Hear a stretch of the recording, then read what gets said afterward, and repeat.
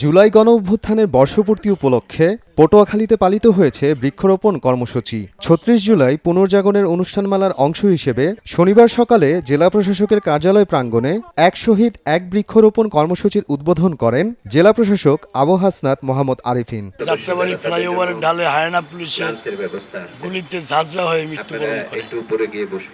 আমি এই হত্যাকারীদের ফাঁসি কামনা করছি এবং আজকে যে বৃক্ষরোপণ পটুয়াখালী জেলা প্রশাসক মহোদয় যে উদ্যোগটা নিয়েছে, এক শহীদ এক বৃক্ষ, এটা আমরা যে বাবা মা আমাদের কাছে খুবই ভালো লাগছে এবং এই উদ্যোগটা আমরা এত সুন্দরভাবে দেখছি, এত সুন্দর চোখে দেখছি, বুকটা আমাদের ভরে গেছে। আমাদের এই যারা শহীদ হয়েছে তারা এই বাংলার বুকে বেঁচে থাকুক, মানুষের হৃদয়ে তারা বাংলার বুকে বেঁচে থাকুক বৃক্ষের নাম হয়ে, শত শত বছর তারা যেন অনুপ্রেরণা হয়ে বাংলার মানুষের মধ্যে অনুপ্রেরণার আলো ছড়াতে পারে। আমার স্বামীর নামে গাছ লাগাইছে, অনেক ভালো কথা, আমরা অনেক গর্ববোধ করতেছি। 5ই আগস্ট যে আমার ছেলে মারা গেছে, আমার একটাই ছেলে, আর কোনো ছেলে নাই আমার।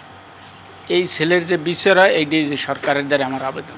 24-এর যে গণঅভ্যুত্থান সেটি একটি ফ্যাসিবাদ স্বৈরাচার, মানুষের অধিকার কেড়ে নেওয়া, বিচারের অধিকার কেড়ে নেওয়া, জীবনের অধিকার কেড়ে নেওয়া, বেঁচে থাকার যে মৌলিক যে বিষয়গুলো আছে সেই কেড়ে নেওয়া যে সরকার, তাদের বিরুদ্ধে আন্দোলন হয়েছে এবং তাতে আমাদের হাজারের উপর বেশি আমাদের ভাই ও বোনেরা বুকে তাজা রক্ত ঢেলে দিয়েছে রাজপথে।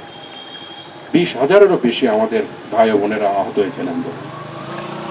আমি তাদের প্রতি গভীর শ্রদ্ধা জানাচ্ছি। এ কর্মসূচিতে জেলার গ্যাজেটভুক্ত 24 জন শহীদের স্মৃতি সংরক্ষণে 24টি বৃক্ষরোপণ এবং প্রতিটি বৃক্ষের পাশে শহীদের নামসহ তাদের অবদানের তথ্য সংবলিত ফলক স্থাপন করা হয়।